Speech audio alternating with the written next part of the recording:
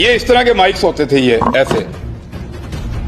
मेरे सहाफी साथी जो है ना 55 रुपए किलो आटे पे ऐसे मुंह के अंदर फिट कर देते थे माइक, गरीब आदमी के। बताएं जी कितने का आटा, वो बेचारा वो क्या कहेगा, महंगा है जी, 55 रुपए का भी महंगा है जी, और वाकई महंगा, 55 रुपए का महंगा ही है। लो जी तब्दीली का मजा आ रहा है आपको। लो जी रियासत मदीना में आटे की कीमत है। ये कौन करवा रहा था? कंट्रोल्ड मीडिया था।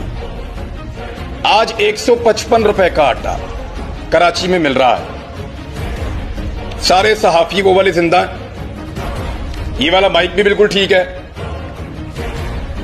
और शहरी भी वहीं पे मौजूद हैं, दुकानदार भी वहीं पे हैं, चैनल्स भी वही हैं। आज कोई नहीं पूछता कि आटा महंगा हो गया या नहीं। क्यों?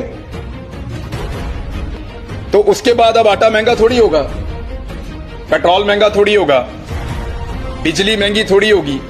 ये बात रवायती मीडिया को अपने आप से पूछनी चाहिए कि क्या वो वही रिपोर्टिंग कर रहे हैं जो वो रजीम चेंज से पहले कर रहे थे।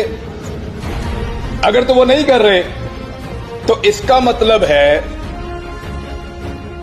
कि मीडिया कंट्रोल्ड है।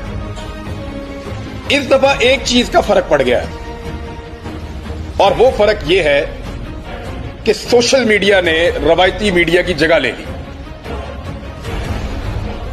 दुनिया भर में सोशल मीडिया आगे जा रहा है, रवायती मीडिया बंद होता चला जा रहा है, और जो रवायती मीडिया बाकी है वो सोशल मीडिया का सहारा लेने पर मजबूर है। अभी आप इन्हें कहें ना, बड़े बड़े तुर्रम खान चैनल हैं, इन्हें कहें अपने अपने सोशल मीडिया अकाउंट्स बंद कर दें, इन्हें कहें सोशल मीडिया के ऊपर अपनी प्रेजेंस खत्म कर दें, और बताएं ये कितने पॉपुलर